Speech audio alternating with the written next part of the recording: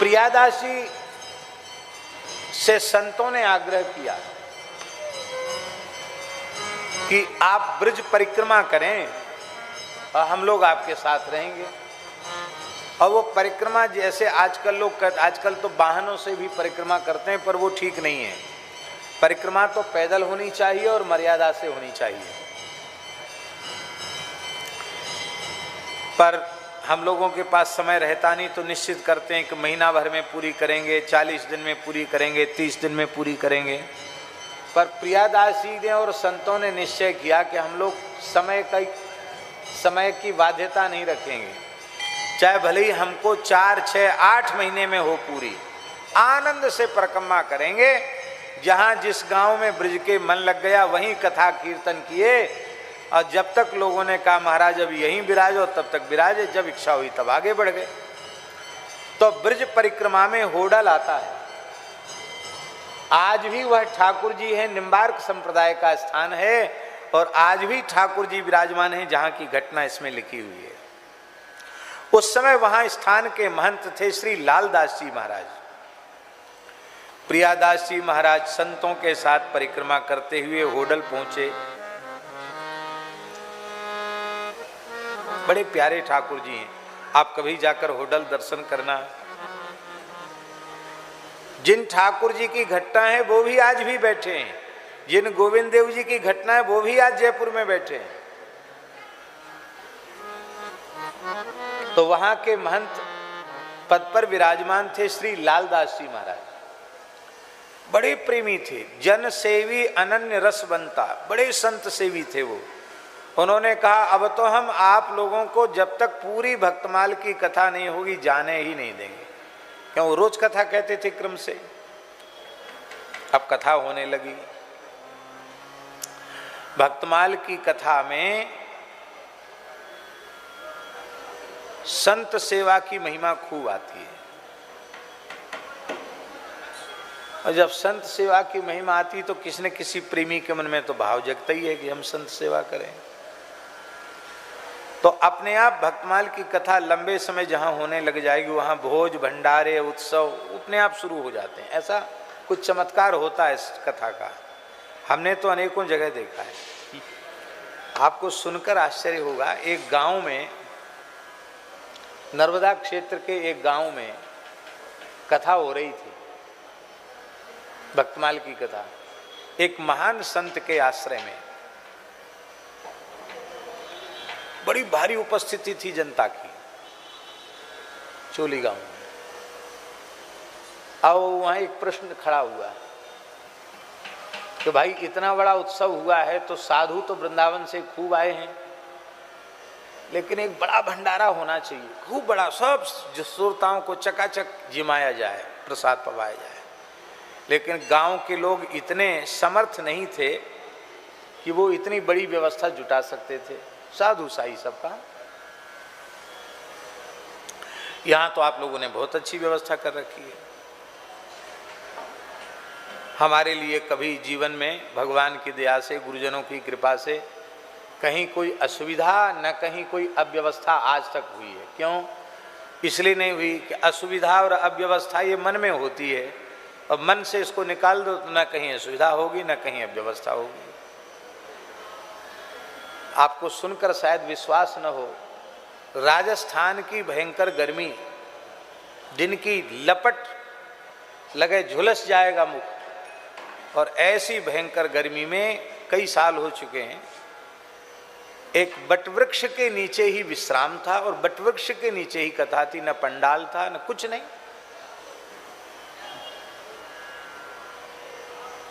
हमारे साथ वाले बोले गुरुजी भाग चलो, जल जाएंगे यहाँ। हमने कहा जिसको भागना हो भाग जाओ, हम तो यहीं पड़े हैं।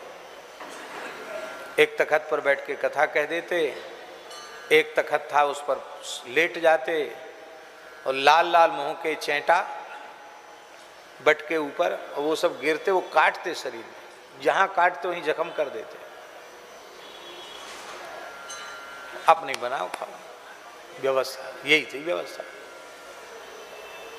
हमसे बोले महात्मा लोग कि भाग चलो यहाँ से। मैंने कहा देखो, भगवान शिव जीवन भर बटवृक्ष के नीचे बैठ के कथा कहे, न उनके पास लाइट, न माइक, न पंडाल, और उनको तो जीवन बीत गया कथा कहते कहते। हमको सौभाग्य से एक अवसर आया है, कितना आनंद है। बट वृक्ष के नीचे बैठ कर के भगवत चर्चा कर रहे हैं, भागवत जी की कथा हो रही है, हमें कोई असुविधा नहीं, बहुत आनंद है। 3 दिन तक तो कोई श्रोता ही नहीं आया हो, एक भी श्रोता नहीं। हम वक्ता और हमारे साथ जो प्रत्यक्ष थे वो थे, बाकी तो दिव्य श्रोता तो सब होते ही हैं, भगवत पार्षद होते हैं। और श्रोता क्यों नहीं थे उसका भी कारण पता चला। एक पंडित जी आए, उन्होंने कहा महाराज इस पेड़ के ऊपर एक भयंकर प्रेत का उपद्रव है, उस डर के मारे यहाँ कोई नहीं आता, आप इसी के नीचे रुक रहे हो, आपको कुछ नहीं हुआ? हमने कहा हमको तो कुछ नहीं हुआ, हमको न कुछ कोई दिखा, न हमें कुछ समझ में आया, आनंद से रहे थे, कोई परेशानी नहीं। और वहां की वो बाधा भी सदा सर्वदा के लिए समाप्त हो गई।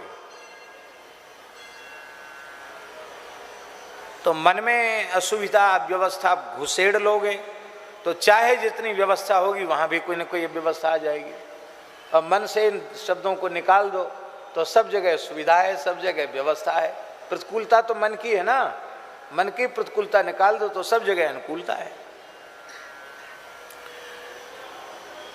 मनुष्य की समस्या यह है कि भगवान ने जितना जो कुछ दिया है उतने में वो संतुष्ट नहीं है, इसलिए उसे असंतोष हो रहा है। अब वो अपने मन में ऐसा सोच ले कि हम इस लायक नहीं कि हम यहाँ इतने ऊपर बैठे, ये हमारी योग्यता नहीं है, हमारी योग्यता से अधिक भगवान कृपा करके बैठ रहे हैं। हम तो गधे की सवारी करने लायक नहीं थे, पर ठाकुर जी की महिमा कैसी है कि विनय पत्रिका गोस्वामी जी कहते हो तो सदा खर को असवार, मैं तो गधे पर सवारी करने वाला था, पर तेरो ही नाम गयंद चढ़ायो, आपके नाम ने, आपकी कथा ने हमको हाथी पर विराजमान कर दिया। हम इस योग्य नहीं है। ऐसी बात अपने मन में सोच लें तो कहीं असंतोष होगा, कहीं असुविधा होगी? नहीं होगी। तो इतनी वहां सब ये था कैसे भंडारा हो। उस गांव के एक सेठ जी थे, वो कथा सुनने रोज आते थे, गांव के सेठ थे।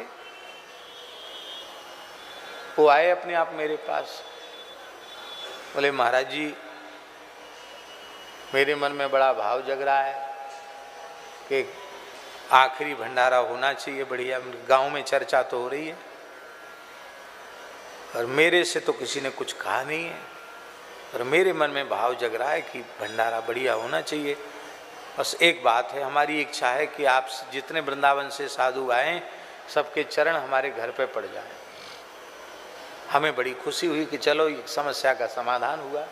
हमने कहा वो तो कह रहे थे, अरे बोले महाराज महाकंजूस आदमी, जीवन में एक पैसा कभी अच्छे काम में खर्च नहीं किया, कुछ ही काम में अच्छे बुरे, माने कंजूसों को इकट्ठा किया जाए तो उनमें प्रथम श्रेणी के होते। तो आपसे भले ही कह गए लेकिन हमें तो विश्वास होता नहीं। अरे मैंने कहा भाई भक्तमाल की कथा सुनी है, विश्वास करो। और सच्ची बात है, उस व्यक्ति ने ही बड़ी उदारता से बहुत विशाल भंडारा किया। लोगों ने कहा कि आपके सेठ जी प्रेरणा कैसे हो? अरे बोले महाराज रोज कथा यही सुनाते थे, साधु जिमाओ साधु जिमाओ साधु जिमाओ। हमारे मन में आ गए चलो भाई जीवन में एक बार जिमा लेते। तो भक्तमाल की कथा होती, वहाँ भोज भंडारे होते हैं। लालदास जी के यहाँ भोज भंडारे शुरू हो गए, और भोज भंडारे में तो महाराज कारी रोटी और धौरी दार, समझते हो नहीं समझते? कारी रोटी माने मालपुआ और धौरी दार माने तस्मई खीर। अब रोज बढ़िया अधोटा दूध की घुटे में तस्मई मालपुआ, कभी गुलाब जामुन, कभी जो है लड्डू, कभी दाल बाटी चूरमा, रोज लोगों के मनोरथ हों, रोज भोज भंडारे हों। तो कुछ चोर थे, उन चोरों के मन में आया कि ये तो बहुत बढ़िया बात है, ये बाल वाल तो सब अपने घर की खेती है, मूड मुड़ाओ, थोड़ा बाबा जी जैसा स्वांग बना लो और वहाँ जाके सेत ताराम राधे श्याम कह के वहीं आसन लगा लेंगे। खूब बढ़िया प्रेम से रोज पकवान पाने को मिलेंगे, ऊपर से भेंट विदाई भी होगी, सत्कार भी होगा। और इसी बीच में मौका मिल जाएगा तो कुछ हम हाथ भी मार लेंगे, चोरी वोरी भी कर लेंगे। तो वो थे तो चोर, पर वे सब साधु का बाना बना करके वहीं आ गए लालदास जी के यहाँ, सीताराम राधे श्याम करते हुए आ गए। वहीं उन्होंने अपना आसन वासन रख लिया और खूब भंडारा खाएं, कथा भी सुने। पर उनका विचार तो चोरी का ही था। एक दिन उनको मौका मिल गया तो प्रायः चोर मूर्ति इसलिए चुराते हैं कि उनको लगता है कि पुराने विग्रह हैं, स्वर्ण के होंगे, बहुत कीमत इनकी मिलेगी। तो इस लोभ में ठाकुर जी को उन्होंने चुरा लिया। जिन ठाकुर जी की चोरी हो गई थी उन्हीं का चरित्र हम सुना रहे हैं। ठाकुर जी के आभूषण, ठाकुर जी के चांदी के पात्र, ठाकुर जी के विग्रह सब लेके, ठाकुर जी की पूजा सामग्री, मूल्यवान जो आभूषण और बर्तन आदि, उन सबको लेके और वो चोर तो रवाना हो गए रात को ही। अब किसी को साधु पे संदेह कैसे हो सकता? सीसीटीवी कैमरा कहते हैं ना आप, कौन सा सीसी कैमरा होता, क्या कहते हैं? सीसीटीवी कैमरा उस जमाने में थे नहीं कि पकड़ में आ जाता कि कौन उठा। बिजली थी नहीं, दीपक के जमाने थे। अब सवेरा जैसे हुआ और मंगला आरती के लिए संत जी ने मंदिर में प्रवेश किया तो मंदिर में ठाकुर जी नहीं।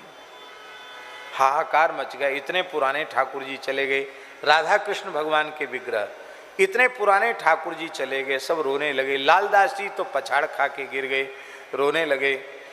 प्रियादास जी बोले, आज से हम जीवन में अब कभी भक्तमाल की कथा कहेंगे नहीं, किसी को भक्तमाल सुनने की प्रेरणा भी नहीं देंगे। क्यों? नाभाजी ने कहा था कि भक्तमाल के श्रोता भगवान हैं, आज बात झूठी हो गई। यदि भगवान भक्तमाल के श्रोता होते तो चोरों से कह देते, भैया कुछ हमसे मांगना हो तो ले जाओ, पर हम भक्तमाल की कथा सुन रहे हैं, हमको बीच में विक्षेप मत डालो, हमको कथा सुनने दो। लेकिन ठाकुर जी को लगता है कथा अच्छी नहीं लगी, इसलिए तो चोरों के संग चले गए। देखो, चोर तो भगवान को धातु समझ रहे हैं मूल्यवान, पर संत उनको मूर्ति नहीं समझ रहे हैं, संत तो उनको साक्षात समझ रहे हैं। तो प्रियादास जी ने क्या कहा? ठाकुर को ये चरित न प्यारे, ताते चोरन संग पधारे। इसलिए तो चोरों के संग चले गए। इसलिए प्रियादास जी ने कहा, प्रियादास बोले यों सुनहु, अब मैं कथा न कही हूं कबहू। श्री नाभायों बचन उचारे, हरि को जन चरित्र ये प्यारे। सो झूठी अब भई यहाँ ही, कथा त्याग हरि गए पराई। ये बात आज झूठी हो गई, कथा छोड़कर भगवान चले गए। अब तो लालदास जी ने चरण पकड़ लिए, बोले महाराज ठाकुर जी तो पहले ही छोड़ के चले गए और आप भी चले जाओगे तो मेरा तो मरना हो जाएगा, मेरे तो प्राण निकल जाएंगे। प्रभु आप मत जाइए। नहीं जाने दिया। बोले रसोई करो। बोले रसोई कैसे करें? अरे रसोई हम लोग अपने खाने के लिए थोड़ी बनाते हैं, रसोई भगवान को भोग लगाने के लिए बनाते हैं, और भगवान ही चले गए तो हम किसके लिए बनाएंगे और किसका प्रसाद पाएंगे? अब हम कहीं नहीं जाएंगे, आपने रोक लिया है, यहीं बिना खाए पिए यहीं प्राण भले ही त्याग दें और कथा भी नहीं कहेंगे। ऐसी हालत थी। और इधर क्या हुआ, इधर सुन लीजिए। चोर ठाकुर जी को लेके भागे थे। अब भागते भागते बेचारे थक गए, सवेरा हो गया, आधी रात को भागे थे लेके। तो 4 बजे वो जैसे ही थक गए तो जंगल में एक घास की ढेरी थी, वहाँ ठाकुर जी को छिपा दिया। और वहीं जंगल में वो खेत खलिहान होता ना, पुआल पुआल पुआल का ढेर था, और वहीं वो ठाकुर जी को छिपा के और वहीं चोर थोड़ा विश्राम करने लगे।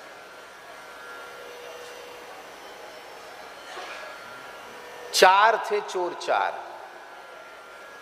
और चारों को एक ही स्वप्न हुआ। क्या स्वप्न हुआ? यों कही के भूखे रहे काहू परी न चैन, सुपने चोरन ते कहे ठाकुर जू ये बैन। ठाकुर जी ने चोरों से कहा, क्या कहा?